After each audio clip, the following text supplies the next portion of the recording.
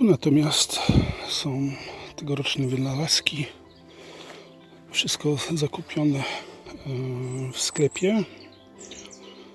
Pomidorki i papryki i generalnie wysiane właśnie z tych owoców ze sklepu. Także często wyglądało to tak, że zakupiony, pomidorek zjedzony, a miąższ z nasionkami wrzucony do ziemi, tudzież pomidor przekrojony na kilka plasterków. No to właśnie był jeden z moich takich pierwszych projektów tegorocznych, kiedy zacząłem.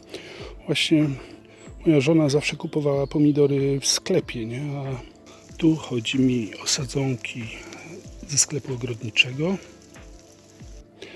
No, kurs do sklepu i zakupione jakieś tam komponenty i trochę kasy się zawsze uzbierało. No to tak stwierdziłem, że sobie przetestuję, jak to będzie.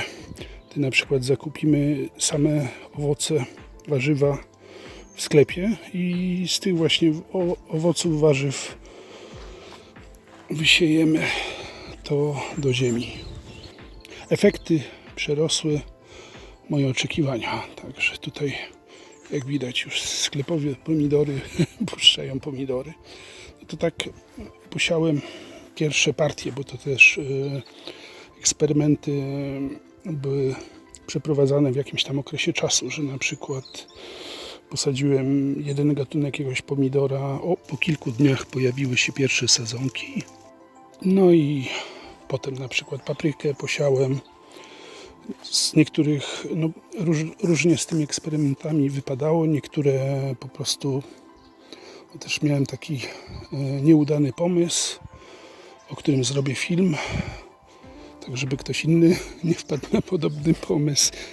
Jak to powtarzam, lepiej się uczyć na cudzych błędach. No ale jak widać, wszystko tutaj ładnie rośnie sobie. No i ja zacząłem siać te pomidory mniej więcej po marcu.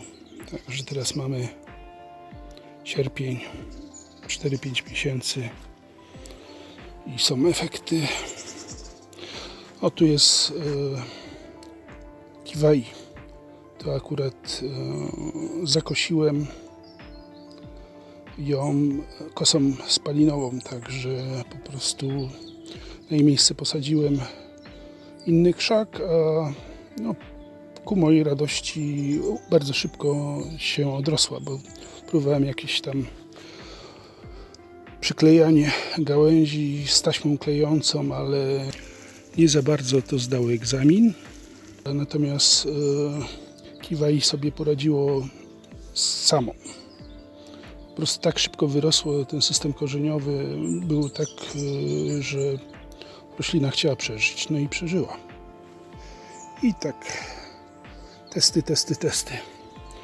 Ten rok właśnie jest pod znakiem nieustannych testów.